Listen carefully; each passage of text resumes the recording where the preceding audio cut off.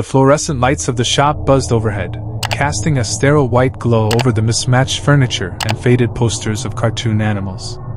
I tugged the neon green vest over my flimsy t-shirt, the plastic crackling with every movement. Tonight was my first night as Speedy's Super Eats newest night delivery guy. Not exactly the glamorous job I envisioned after college, but it paid the bills. "All right, newbie," a gruff voice boomed from behind a mountain of pizza boxes. My boss, Tony, a man seemingly sculpted from dough himself, tossed a brown paper bag my way. "Got an order here, needs a speedy delivery. Address is a bit off the beaten path, but the tip's juicy. You up for it?" I glanced at the address scrawled on the bag, Widows Creek Road. The name alone sent a shiver down my spine. "Sure, no problem," I mumbled, trying to sound confident. The ride on my beat-up delivery cart was a symphony of creaks and groans.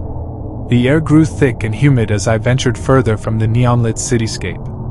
The only companions I had were the chirping crickets and the occasional rustle in the foliage. Every creaking branch and hooting owl made me jump. Finally, after what felt like an eternity, I reached Widows Creek Road. The road itself was a narrow, cracked lane, barely wide enough for my cart. Dense trees formed a claustrophobic tunnel overhead, their skeletal branches clawing at the darkening sky.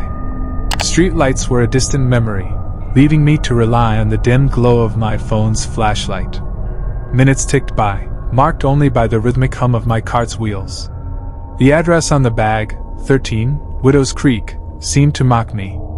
There were no houses, no streetlights, just the oppressive darkness of the woods pressing in on all sides. Just as doubt started to gnaw at my sanity, I saw it. A lone, crumbling stone gate marked the entrance to a cemetery. The wrought iron was rusted and twisted, the gates hanging precariously from their hinges. An icy hand clamped around my heart. Suddenly, my phone buzzed violently. An unknown number was flashing on the screen. With a shaky hand, I answered. "Hello?" My voice came out as a barely audible squeak. A dry, raspy voice met my ears. "You must be Speedy's delivery boy." Finally. It sent shivers down my spine. "Leave the food at the mausoleum, near the broken angel statue." Before I could stammer out a response, the call ended. Dread pulled in my stomach. There was no way I was going into that graveyard. But the hefty tip, and the fear of Tony's wrath if I came back empty-handed. Taking a deep breath, I pushed the cart towards the gate. The rusted metal screeched in protest, sending a flock of crows cawing into the night. The cemetery was bathed in an eerie moonlight, casting long, grotesque shadows from the tombstones. The air hung heavy, thick with the smell of damp earth and decay. My heart hammered in my chest as I navigated the uneven ground, pushing the cart towards the dilapidated mausoleum. The broken angel statue, a crumbling figure with one wing missing, loomed ominously. I fumbled with the bag, fear turning my fingers clumsy.